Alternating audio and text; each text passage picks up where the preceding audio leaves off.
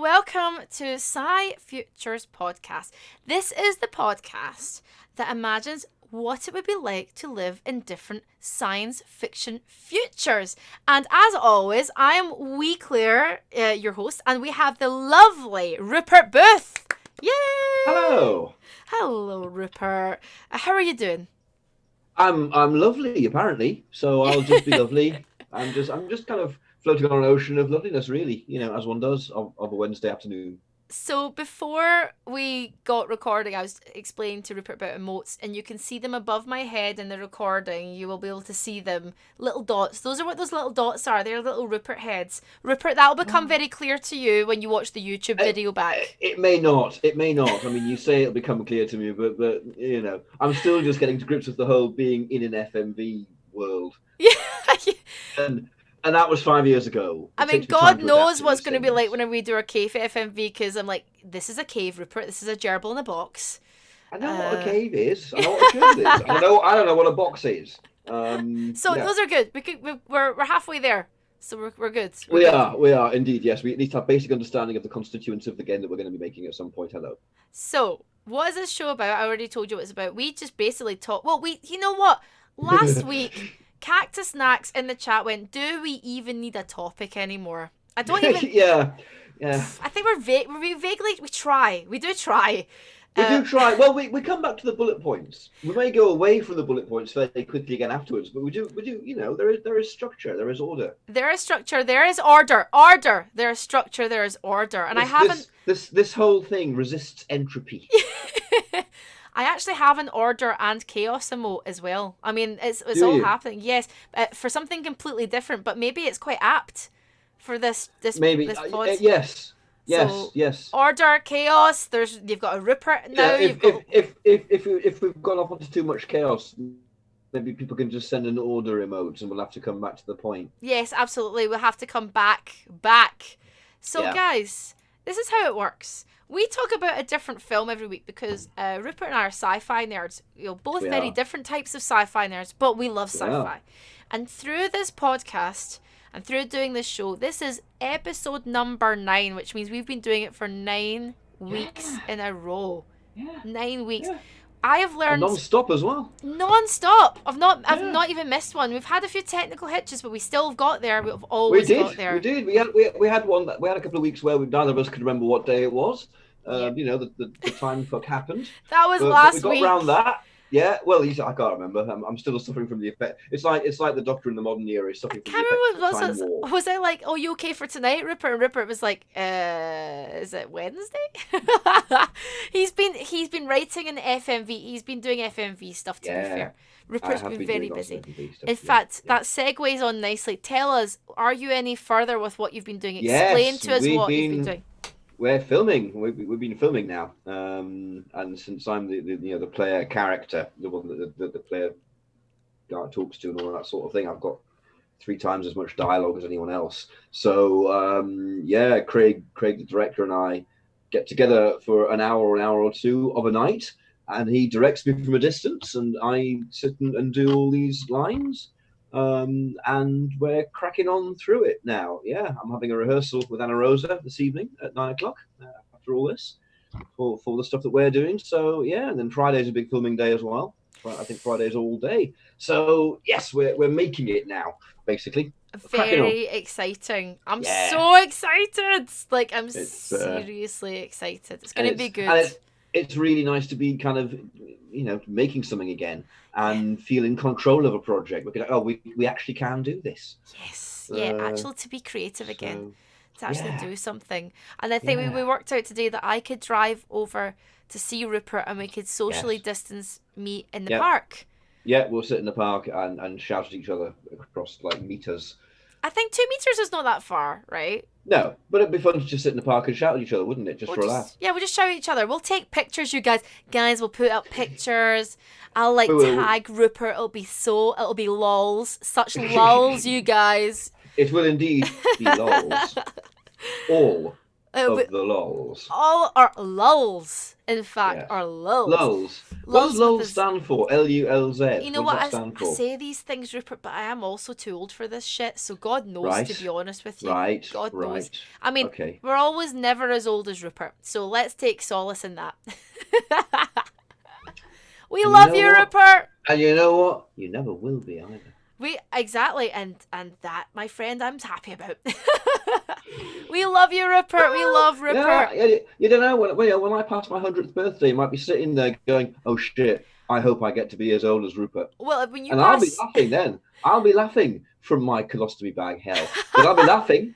Hey, I'll be laughing whilst I'm haunting you whilst you're in with your whilst Rupert is with colostomy bag. I will be. So you are going to die first then? Yeah, I reckon I'm going to get too tired for this world. Too tired. So I'm kind of smug. Oh, I'm fed up. That's very Tommy Wiseau. I'm fed up with this world. Yeah. I'm fed up with this world. I'm fed up. God, forgive me. I'm fed up with this world. Look, guys, what's happened again? We've had a ramble chat again. Look what's happened. Yes, so the film. We haven't even announced the film yet. We've not even announced it. Okay, so the film that we are watching this week, much to my joy and pleasure, and much to Rupert's disdain, is Timecop. Oh my God, it's Timecop. Yes. It is Timecop. It is Timecop. It is actual Timecop. Now, before we got on stream, because we record this live, obviously this goes up on YouTube. Sorry, actual. Can I just query the actual Timecop as opposed to like fake Timecop? Oh, actual Timecop. Yes. Right. So that means there are copies of Timecop around which are somehow inferior because that's saying something. Well. There's Timecop 2, but we'll get to that. There's Timecop 2. Yeah. Okay. Yeah. I think we all watched the Timecop trailer followed by Timecop 2 before we started recording this. And I think a lot of people were like, can I draw the line at Timecop 2? Timecop 2 is where we draw the line. I'll talk to you more about that afterwards. So Timecop, right? Let's explain the plot of Timecop, because there is a plot. Okay, there's a plot of Timecop. It's called Timecop, and it stars Jean-Claude Van Damme as Max Walker, who is a police officer in 1994, but in the very futuristic year of 2004, he's a US federal agent, aka a time cop. So what it is time travel in 2004, because it's very futuristic back then, is totally possible. Absolutely possible, right? That's the thing. You get in a little car, you go very fast. You go very fast. It's got a sparkler out the back. I like the sparkler that comes out of the back. And they fling you towards a wall. It's kind of like, oh shit, really?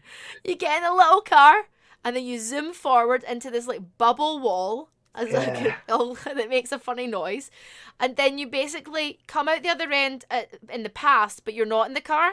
Not in the car. Yeah. That doesn't really make sense. And when you go back the way, you're in the car, but you didn't. Yeah. So anyway, the car is. So what happens to the car? Is the car just in the bubble somewhere? Do you get ejected from the car? Does the car stop in the bubble, and you quietly and sensibly open the doors and get out and walk the rest of the way? I feel like the car is kind of like, in Bill and Ted, where they're going through time. And the car's stuck in that kind of in between timescape. Maybe they got out there, maybe they walked through the bubble. Like maybe the car lives in interstitial time. Yeah, that's exactly between now and now. Exactly, and I'd like, and they don't imagine if you forgot where you parked, and there's just loads of those cars. Just in time as well, because there's a lot of time. There's a lot of time. A lot of cars. Yeah, so you have to actually remember where you parked and when you parked. So hang on. Shit, but there's no. Your car. The car's the way of time travel. Yes. So when you park the car and leave the car. Yes. You say you have to get back to where and when you parked it. Imagine. You can't get back to where you parked to when you parked it because the car is your method of time travel. And imagine. And you can't get to it. Doing that thing that people do, when they click their keys on and off to see if they can hear it.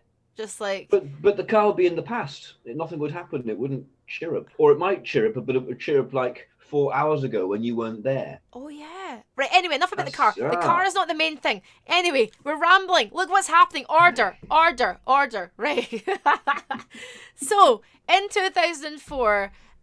Max Walker. Space year 2004. Very futuristic year 2004. It's 10 years after.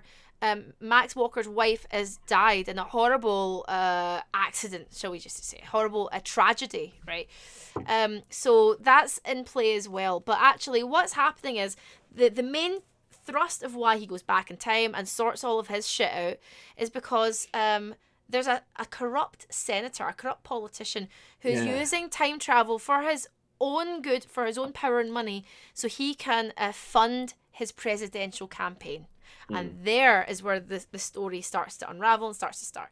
So this was a film that was out in 1994.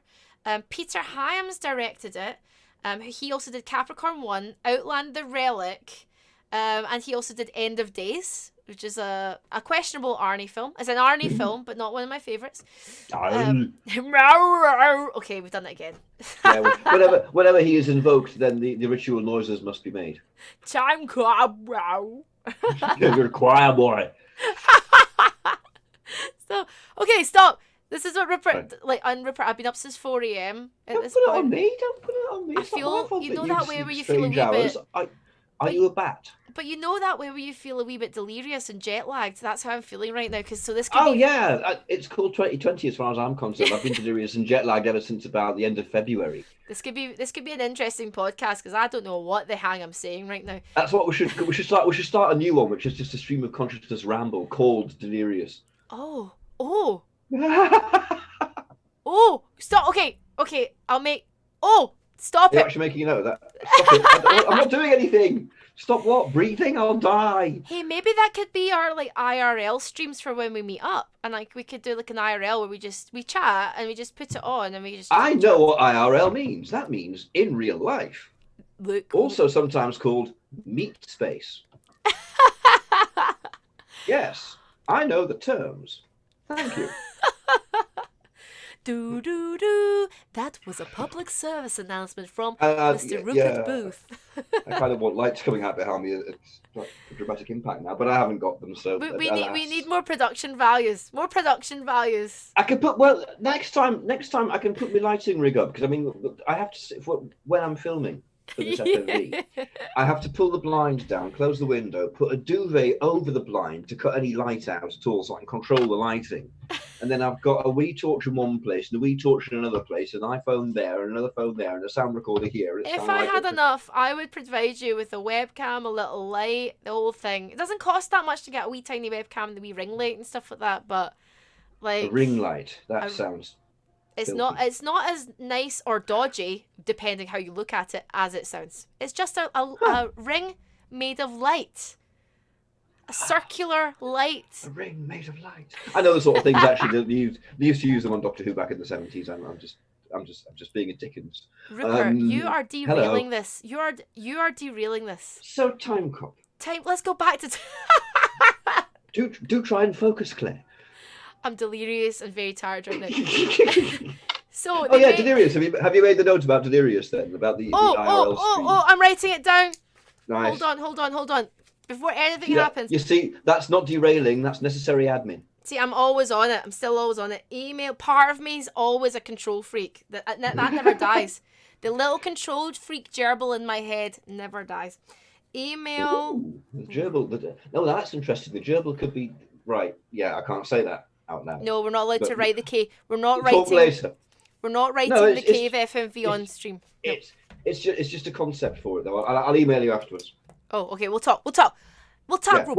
I'll get my people to talk to your people, and actually, that's happening at the moment. Our people are all talking, aren't they? So your people are going to talk to my people. It's going to be okay. It's going to be cool. Yeah. Cool. Hey, and great. Was that the Vatican speaking to me? Right. Right. So, sorry, I just like the word Vatican. Vatican. Yeah. Anyway, I just Let's said all it. say Vatican. I said it 3 times. Do I invoke John Paul Pope? Does the Pope materialise in front of you, going Benedicite? Because that's what you say, I imagine. I'd say something like that if I was suddenly space travelled from. Right. So Timecop. Right. Are we back now? I never went away. Oh my God! Or did we? Well, who knows? Timecop. We'll never come back. Timecop, yes. Right, so Timecop is actually taken from or inspired by, and I didn't know this, and this is quite interesting, a graphic novel called Timecop: A Man Out of Space. an anthology comic on Dark Horse, and Dark Horse are a really good publisher. Yeah. So I'm actually quite interested in reading that because I don't feel it will be the same as the film. I think it'll be. I thought when I read that earlier on as well, because I also do my research, and I thought to myself, I bet that works so much better in comic form. Yeah, I mean this is very 90s. They've taken probably what is a really, really good idea and they've made it. I mean, I love it. They've made it it's so 90s. It's kind of almost verging on. Go on.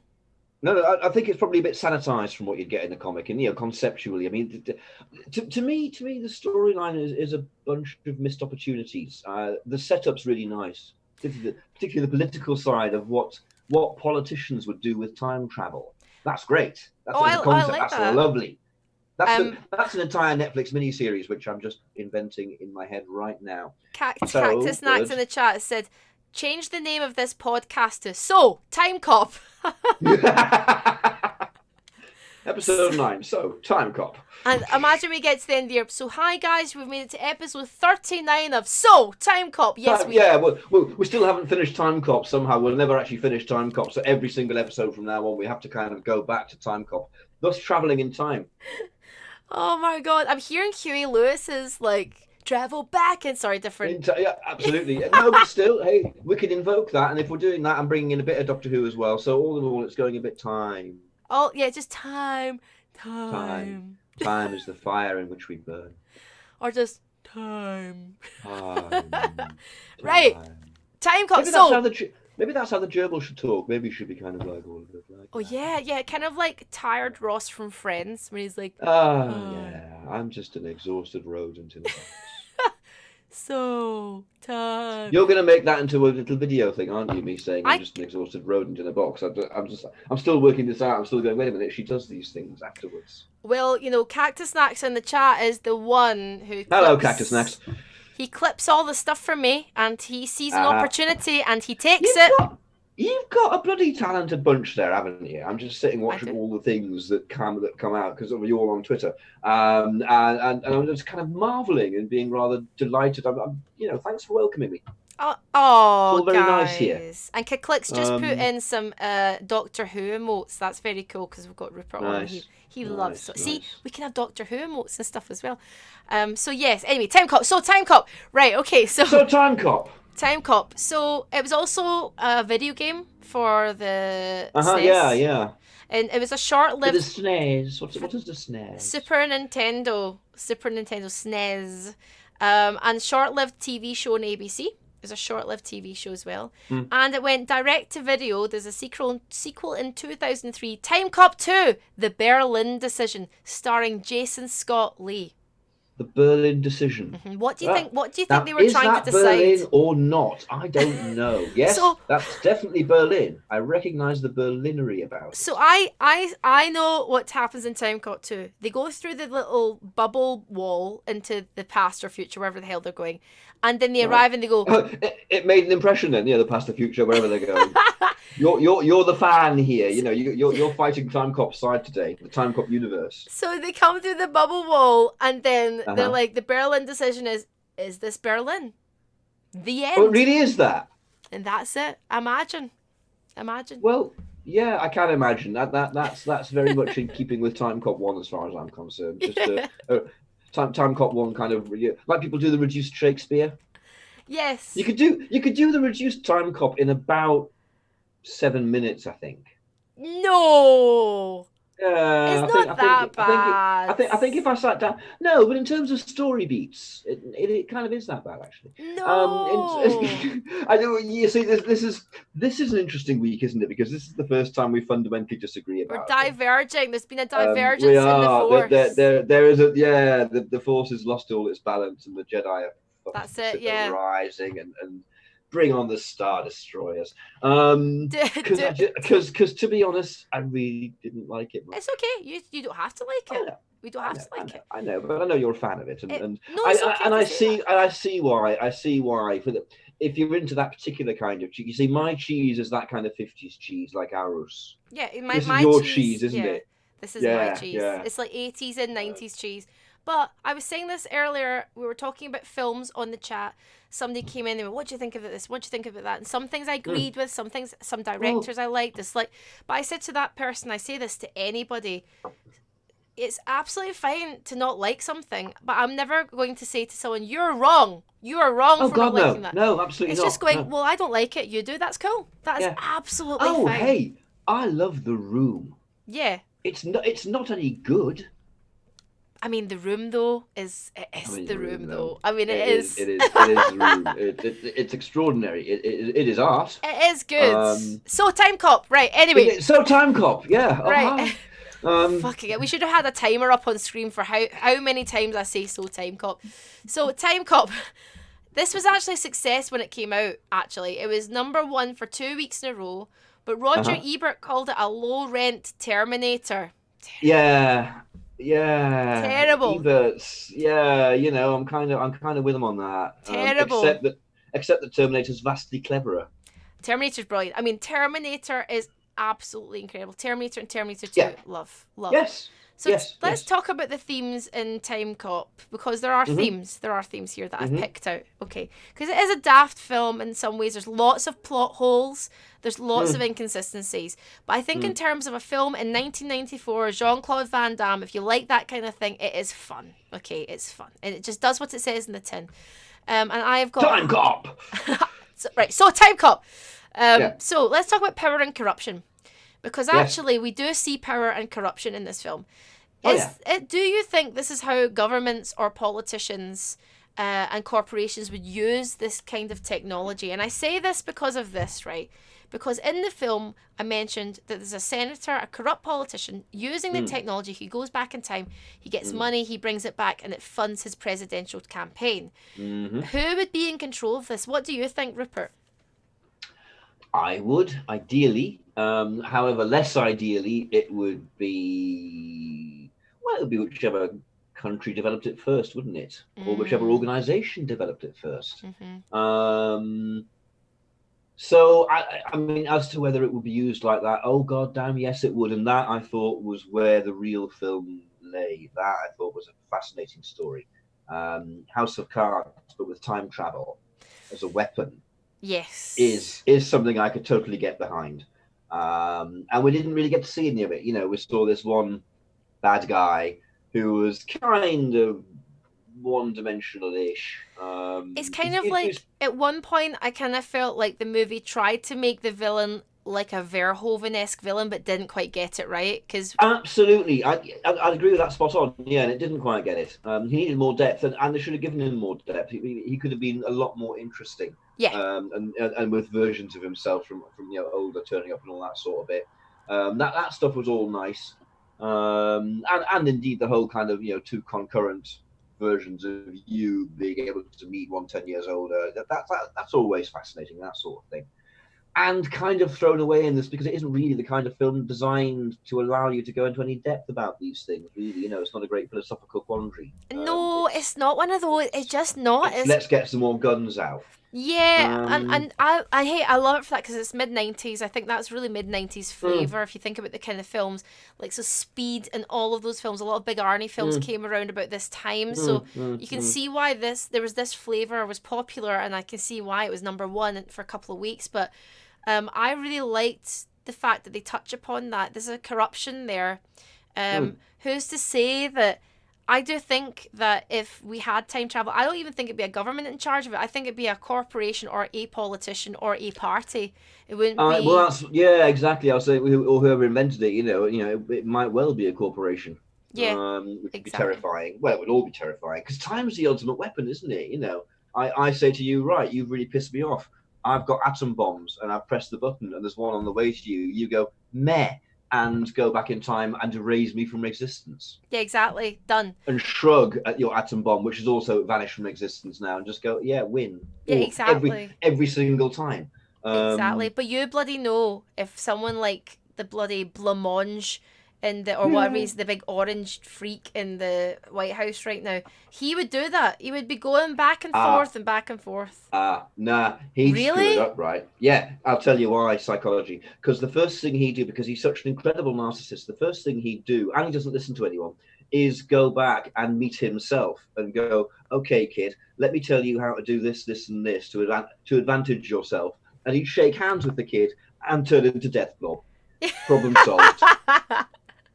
I like how he wouldn't get the concept of physics or the physics as we know it in the film. No, he wouldn't. He wouldn't at all. He wouldn't. They'd all say to him, "Whatever you do, don't go back in time and meet yourself. And if you do that, Mr. President, because we know what you like, don't touch yourself." He'd go, "Okay, I got that. I got that bigly. I've got all the best ideas. Now I've got all the best time travel." And he'd go right back and he'd go straight out and find himself and he'd go, "Hi." Yeah, because the same matter. They keep saying it. The same matter can occupy the same space at the same time, right? But now, okay, I can query that because the body rebuilds itself. Skin cells, we have an entire new layer of skin every 6 weeks or so, isn't it? So by the time you're 10 years older, technically it's not the same matter. Oh, interesting. Boom. Well, but internally it must be the same matter. Well, internally, I think, well, no, because all cells regenerate and are replaced by new cells. I mean, there might be some. I think there's some brain cells that don't, but most body cells, are replaced by new ones a lot. So certainly skin, and it's skin that's touching, so it's not so there. So just to catch you up with what we're talking about, at the end of the film, and as major spoilers for those who haven't watched it, but at the end of the film, Jean-Claude Van Damme's character Max pushes a young senator into old senator, and they kind of form this sort of amorphous blob. And it's kind of 90s CGI, like think Lawnmower Man type stuff, and then they kind of like blob into the floor and disintegrate. It's nasty, and that's it, and that's what happens. So that's what happens at the end of the film, because they constantly say. But you're right. I think Trump would go back in time. He'd be like, "Hey, kid, come over here. I got to tell you about this big beautiful dream I got. Big beautiful dream. Totally. Bigly. I'm going to tell you about it, Bigly." And then he shakes his hand.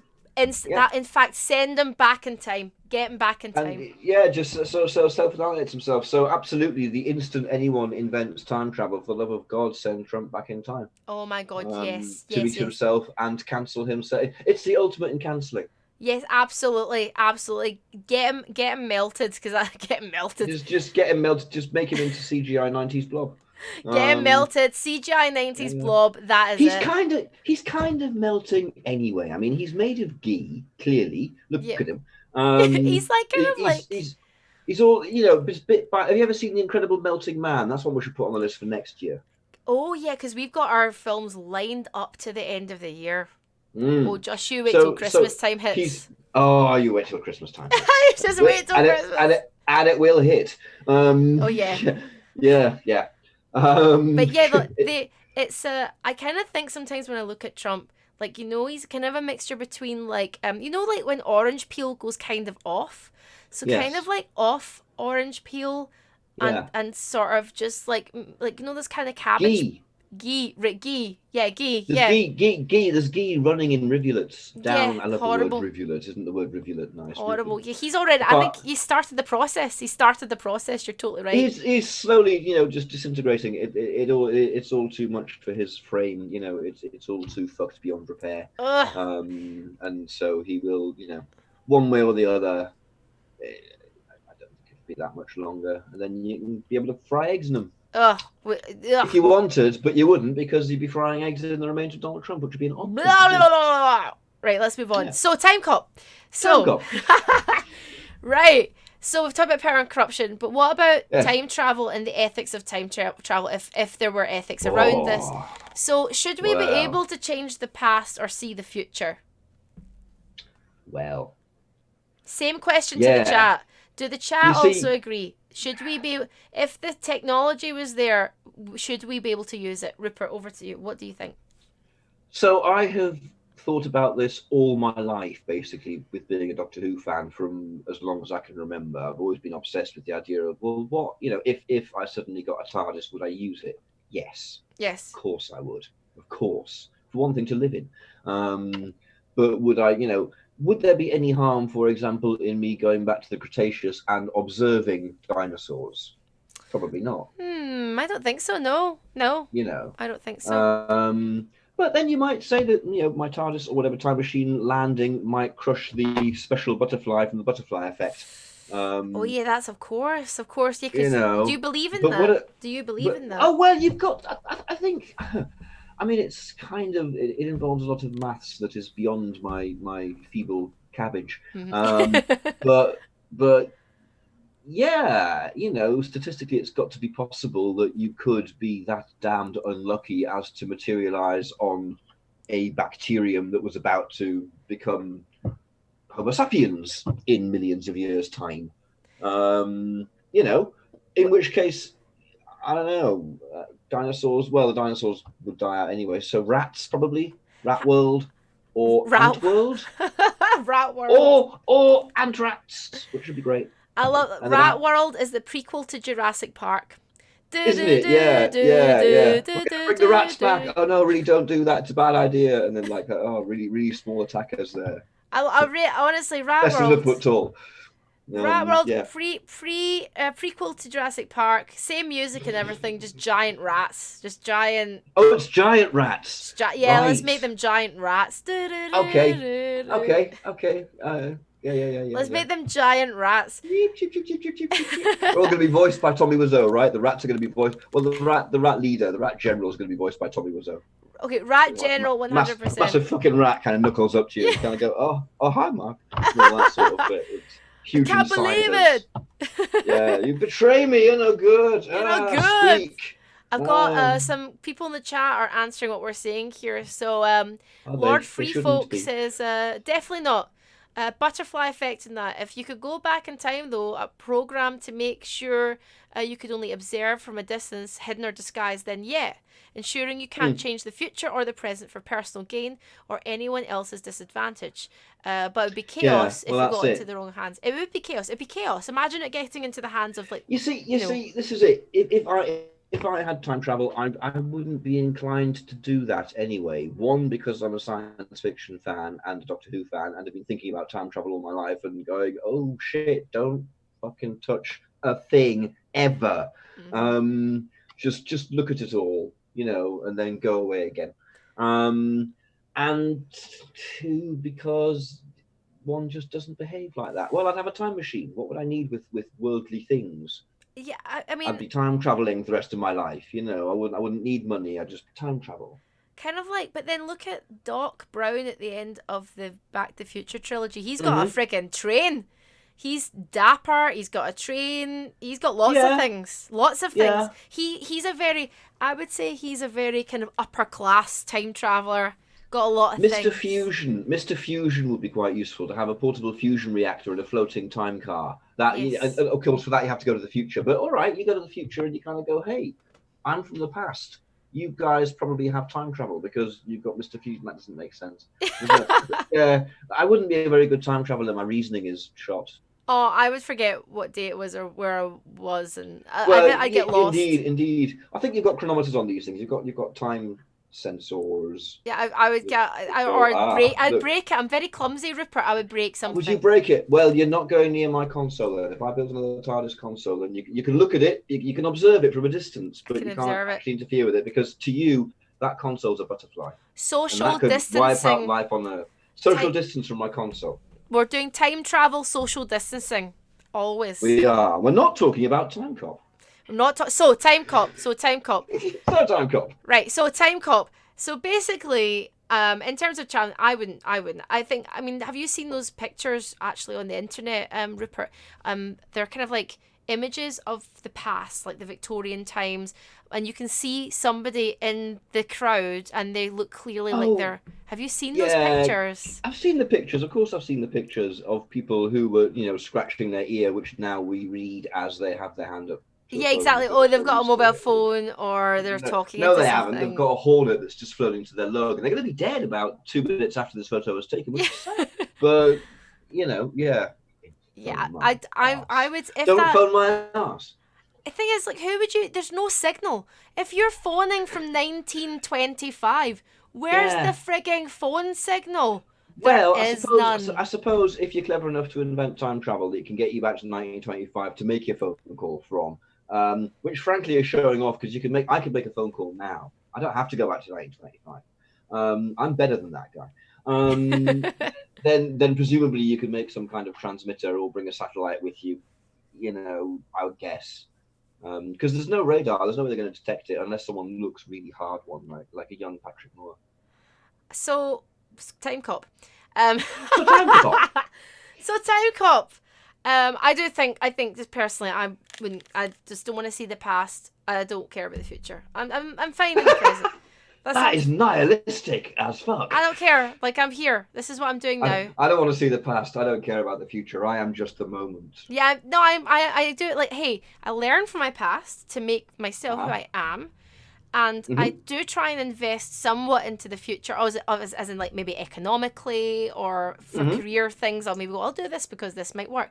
And so, and I can see that has worked to my advantage, with things like Twitch. So my 18th months ago, I'm going, I'll try this. Didn't think I'd get here, and now you're here.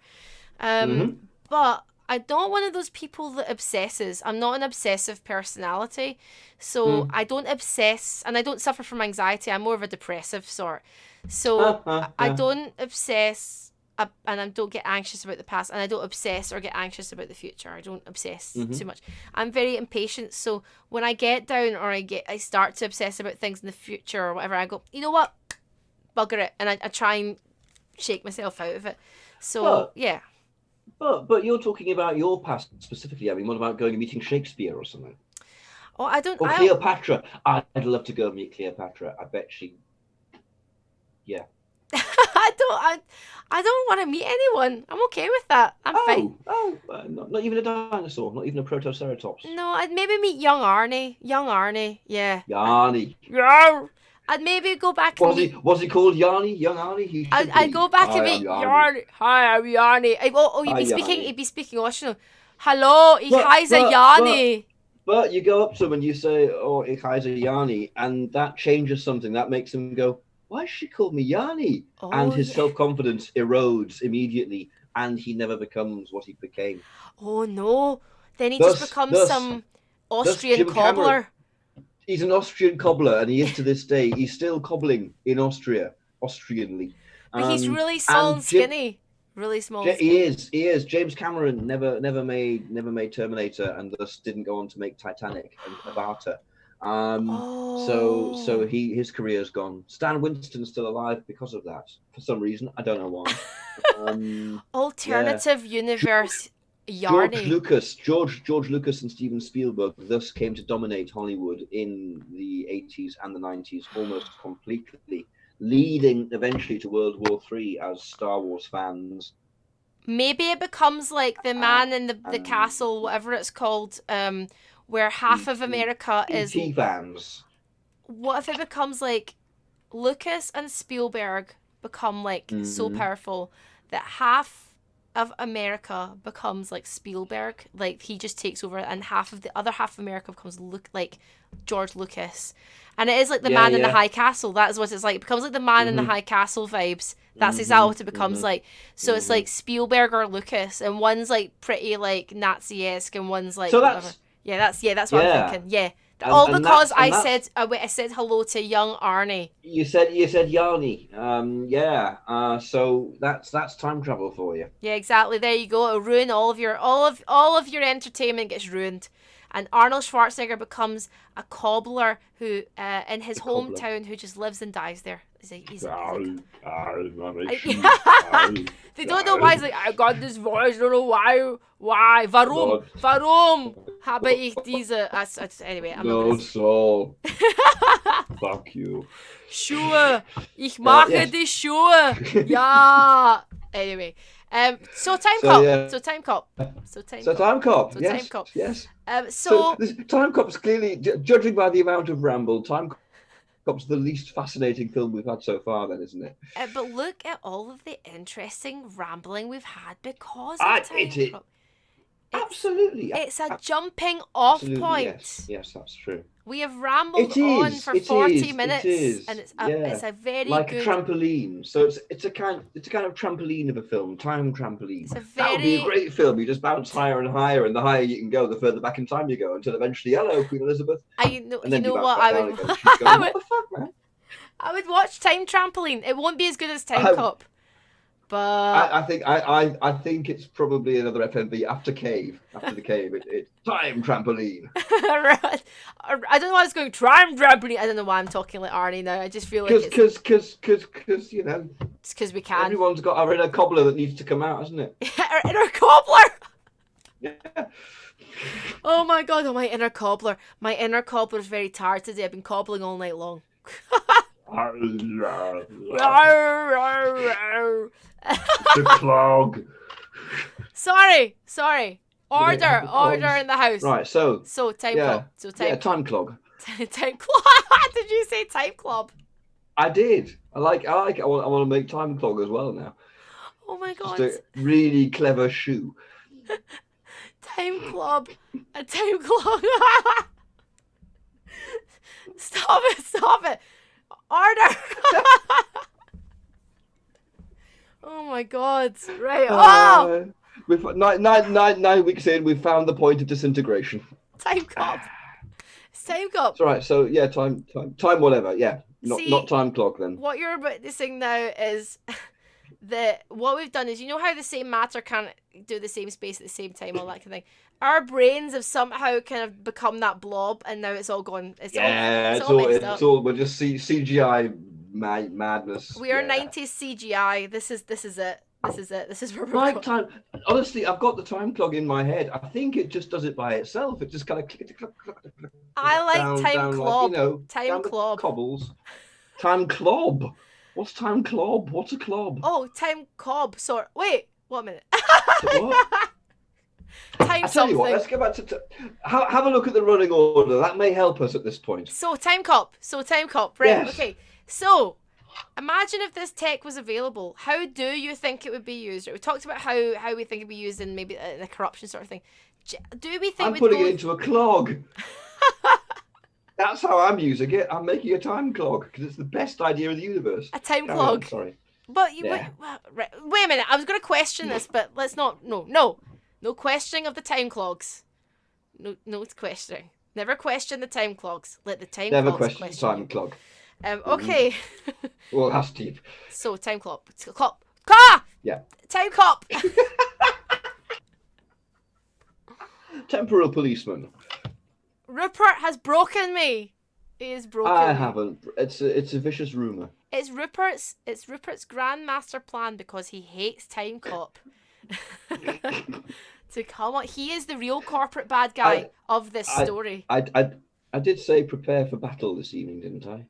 Oh, I know he did, and I am a total mess. He's taken advantage of the fact I've been up since 4 a.m. He's like, great. I didn't know you'd been up since 4 a.m. until you told me, which was, that was a mistake. Yeah, exactly. Now he's got me. Now he's time clobbed me or clogged me or whatever the fuck it's called now. Time cop. Right, so time cop. So time cop, yes. So how do you think this tech would be used if we were living in this future, in the very futuristic year of 2004? Imagine we're living in this future. How is it used? Is reality even reality anymore, Rupert? Well, that's it. So it depends how far it's got. I mean, if it's restricted to a very, very few people to be used, then I suppose it would have to be. Otherwise, you've just got absolute chaos. If anyone can use it, like, turning your telly on or going on a holodeck and saying, I'm going to pop back in time for a bit, go see, I don't know, such and such. Yeah, you're all right, cool, see you later. Bring back thing, and you bring back thing, but you've also maybe brought back bubonic plague. Imagine that. And suddenly new pandemic because we haven't got any bubonic plague sorted out. Speaking of which, the pandemic's still going on. Does anyone notice? Yeah, It's still death out there. Still hanging around. It's just still hanging out there. It's building for its second wave. Mark my face. Oh yeah. Like we're 3 months behind China. Like the second wave's gonna come around about my birthday. I reckon it's gonna be around about my birthday. Joy. So yeah. Sorry. So time cop. Sorry, time cop. So it would be used all over the place. It would be and that would just be really bad. I honestly, I think any way it would be used in that kind of world with those kind of people is not going to be positive. No, never, because those people are driven by power, and when you're driven by power, you can become powerful. So becoming powerful is very different from being driven by it. And a lot of the time that we see in all of these sci-fi films, the villains, if there is a villain, if there's an actual villainous figure, it's that being driven by power is just the ultimate downfall as far as I'm concerned. There's no humanity there at all. And a lot of the time we will watch a lot of these sci-fi films where there's a loss of humanity or something losing.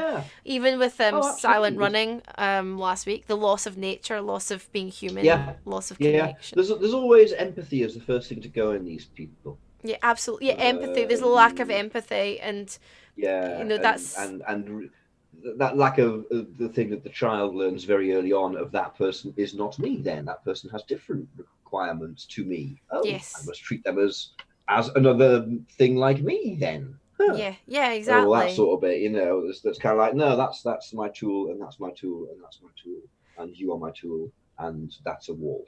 So imagine. So Timecop. So imagine if we're. So imagine, Rupert, we've got this technology, and you do have the chance.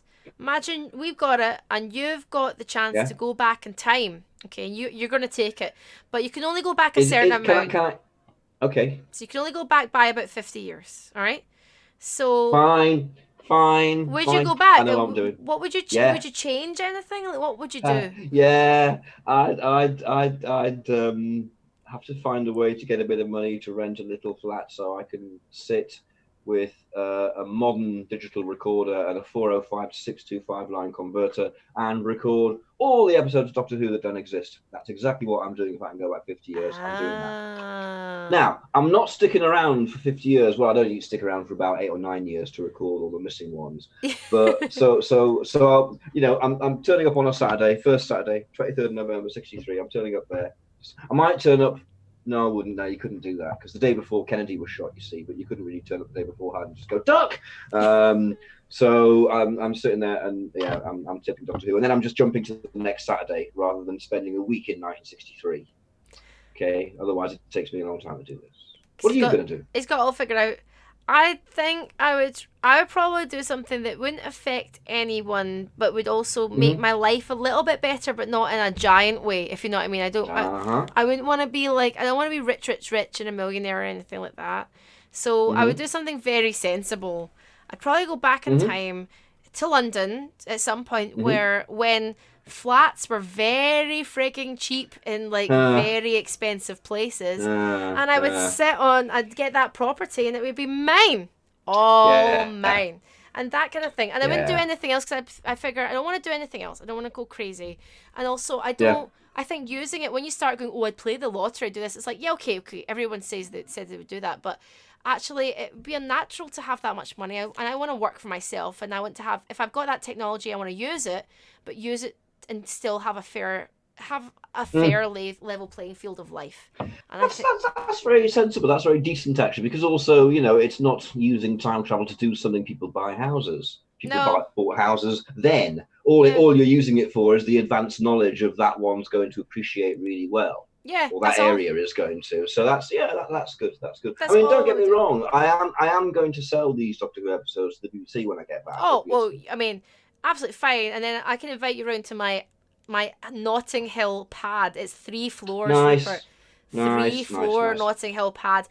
Come, we'll have a party. Have a party. In fact, you can have an office in the attic. You can have your own studio in the attic if you want. Oh, can I be the madman in the attic? You can be the madman in the attic. I'm telling you. Lovely. I'd do that well. Machine Gun Reed says, I'd go back and stop TikTok. TikTok. Yeah, you could go back and you could stop things, but then I don't want to. The thing is, they exist for a reason. I don't want to mess with anything. I just want to mess with possibly my own outcome. But if you could go back, say 10 years ago, right? Say you have to go back 10 years and you have to tell yourself one thing. Okay, so what would you tell yourself 10 years ago? What would you tell yourself? Don't what? Just don't. He's lived a life. I'm going to fill in the blanks there. He's lived a life, our Rupert. He's lived a life. That's all I can say. What about you? Well, I would go back. So I was in my late 20s then. So I would go back and say, stop being impatient. And it's going to be okay. But just be patient. and start working a lot harder, faster, because it took me a while to get round to the bullet pointed, regimented work. It takes a while because I was, let's just say, very tired in my 20s. I spent a lot of time being tired and playing games and being tired. And so get out of that. I'd say, you know what? Stop being so goddamn tired. It's a waste of time. And you're going to hate it eventually. You're going to hate being tired. So let's just cut to the chase here and start getting some skills. Get some skills about, because I learned a lot of the skills I have now a lot later. But I would say it's going to be okay. But I think that's something I think a lot of people in their 20s need to hear anyway. It's going to be okay. Oh yeah, because I just feel like your 20s it's the last stage where you still believe it. Yeah. Oh God, that's dark. Oh God, that's dark. God, if there's anyone in their 20s here, I do apologise. Uncle Rupert's just darkened the mood. Yeah. Sorry, it is all fine. Promise you. Yeah, look, we're still alive. Hey, look, we're breathing. But it is like it is like that kind of. I don't know. Like you do kind of have this like hope and wonder, and this kind of glint in your eye. And I still have hope, and I'm still very, very positive about certain things. But I get very kind of like bored very quickly of bullshit. Get very bored. So I think it's more kind of just like wising up to stuff. No, this is it. I think with age comes wisdom, and you see through bullshit an awful lot more. I certainly find myself so, or there's just an awful lot more bullshit about. It could be either. Yeah. Well, it could be. But I quite like being this age now. I think if I could freeze myself now, I don't really need to. I'm wondering what I'd be like in 10 years' time. But I don't want to see the grey hairs and the bags under my eyes. No. I dread to think what I'll be. I think if I'm anything like my dad, he kind of got to middle age and stayed pretty much the same. That's fine. That's what you want. Is sort of 40s, 50s, and 60s really. That's what you want. I'm hoping, like Patrick Stewart did. He doesn't really change for years and years and years until he hits about 80. Well, that's all right. That's fine with me. And Patrick Stewart looks great. I think Patrick Stewart looks absolutely bright. And he's like 70s now. Anyway. He's pushing 80. So Timecop. Timecop, yeah. Hasn't got Patrick Stewart in it. Would have been improved by it. So, Timecop, I'm going to say, even though I recognise that Timecop is not the best movie, we did look at the brain from Planet Eris. And I really enjoyed it because I do think in life we do need nonsense and we need the serious stuff too. And this encapsulates for me the nonsense and the stupidity, because there's some clever themes here, but it encapsulates the nonsense of the 90s. And that's kind of why I love it. So I think that's one of the things that sort of annoyed me about it. There's lots of clever themes. It shouldn't have been that kind of film. Those themes shouldn't have been an action film. It should have been something with a lot more depth and the action film should have been something with a lot simpler themes that didn't need to be explored so much. Yeah, absolutely. It's a kind of dichotomy. I like the word dichotomy. It's almost as nice as Vatican. It is. I think it's got, again, you see some films like this from that time period that are trying to be something with elements of the storyline which are great, but then the high concept. Yeah, there was that period where everything got a bit high concept. Yes. Although when I look back to like 1990s Total Recall, which we did a couple of weeks ago, Paul Verhoeven, I love, great director. And Arnie's in it, blah, blah, blah. But it is a great film because it's so well directed and it's so knows what it is and it understands the themes and it gets it. Absolutely, yeah. It plays to the gallery all the way through. It kind of, it knows its level and stays there. It's very competent in that way. Yeah, exactly. It's a much more competent. This is loose, and that's why there's. And I think that Jean-Claude Van Damme, whilst I have a massive soft spot, whilst I do, he's not great. He's not one of the 90s. For me, personally, not one of the 90s greats. Jean-Claude Van Damme, I just sat. For me, he was such a struggle to watch and get invested in because every single thing that came out was like splinters being forced from it. He was practically, if you varnished him, he'd be a sideboard. Well, we've got a question from the chat here from Doom Noob. Hi, Doom. And Doom tunes into these. I can see your name, Doom, coming up when we do these. So thank you for watching and listening, Doom.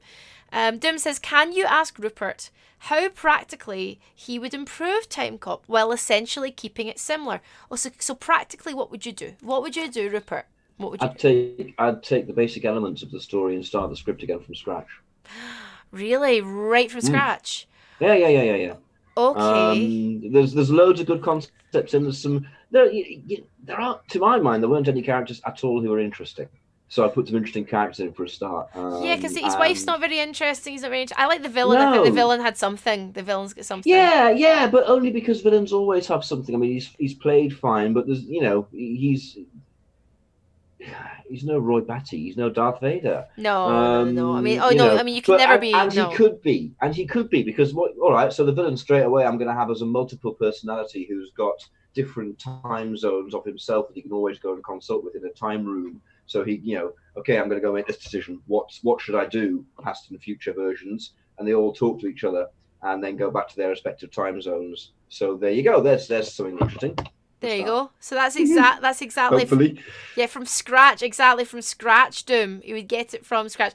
Baron of Birmingham says we got a Van Damme split on a kitchen counter though. So. I mean that's that. I mean, and his little underpants and everything. They really hammed up. It's like this is a martial arts guy. This lowly cop, this normal time cop can do all this crazy martial arts. It is a bit like yes, he's got damn moves, and damn moves are very good, but not for you, Rupert. No, I just the rest of the time it's like this kind of clothes peg just sort of moving its mouth like that. Poor Van Damme is very hard on Van Damme, very hard on Well, Van Damme. no, I'm sure Van Damme's made millions and is fine, so fuck him. So Daniel Stride Vlog says, question for you both. So for you both, aside from Timecop, what sci-fi film would you like to see remade, or I say a remake of? What sci-fi film would you like to see remade? You know what? Actually, from watching last week, Silent Running I'm very interested in Silent Running being remade because I honestly think the themes now are very relevant. I would love to see what they do with an even darker, like go really dark with it. Like I get a really dark director on board that takes it down a way because he's very lonely at one point. He's isolated. He's talking to the robots. So I think, honestly, I think something like Silent Running, and it's well over 40 years old now, or no, it's just under 40 years old. So it's over. It's over. Is it? It's 1972. It's nearly 50. Trust me, I know this. So it's far away enough. So yeah, I would say that. That's my answer. What about yours? I think now I'm not a fan of remakes at all. I despise the things. However, Metropolis, because it's from 1928, it's silent. A remake is enough of a different thing conceptually. That it would be that, and you could do an awful lot with that world. So Metropolis for you. Okay, so I would remake Silent Running, and you would do Metropolis. So that concludes our podcast. Timecop. Timecop. Next week, Rupert. And I didn't even use my Timecop out to gag. No, you. And then we start out with time clog, time whatever. Anyway. Time clog. I'm making time clog. Time clog. Seriously, I'm devoting the rest of my life now to making a time clog, and that'd be great. That'd be a really good use of my life. Next week, you'll be happy to hear that we are doing Dark Star. We are indeed. I've never seen Dark Star. So I am very then enjoy Dark Star. I am looking forward to it because so far I've loved everything that Rupert has suggested. So. Even the brain of Planet Eris, I was like, it's ridiculous, but I love it. It's terrible. It's terrible. Yeah. But I love it. I love it. Rupert, where can we find you? Rupert? You can find me on Twitter, where I'm Rupert Booth. Rupert Booth on Twitter. I kind of hang there sometimes. I'll probably be on there more often than not once the filming's over, because I'll be talking about the filming and revving up with excitement towards the release of the thing. Get Rupert Booth followed on Twitter right now because there's lots of exciting news that Rupert will be able to share with you hopefully in the coming few weeks. Well, definitely in the coming few weeks, unless something radical happens that involves death. Yeah, exactly. I'm not expecting to happen. No, don't say that. Death. We might even at some point in the next 2 or 3 weeks do an IRL, just look, we're in the park, look, here we are. And we're doing like an IRL thing. So if I drive over there, Rupert, then we can actually like hang out in a park. Sit in the park and give each other side eye from a distance. Oh, it'll be good practice for the Cave FMV. Very good practice. It will. Well, we can actually just shoot Park FMV there and then. Right. Okay. There won't be a lot of choices. It won't be a long thing. Eat sandwich. Don't eat sandwich. Do you need a pee? Absolutely. Do you not need a pee? Yeah. Are Pick, you socially pick grass, don't pick grass. Move closer. Touch shoulder. Instant death. Like, that's it. Instant death. Yeah. Touch pigeon, explode. Touch pigeon, explode.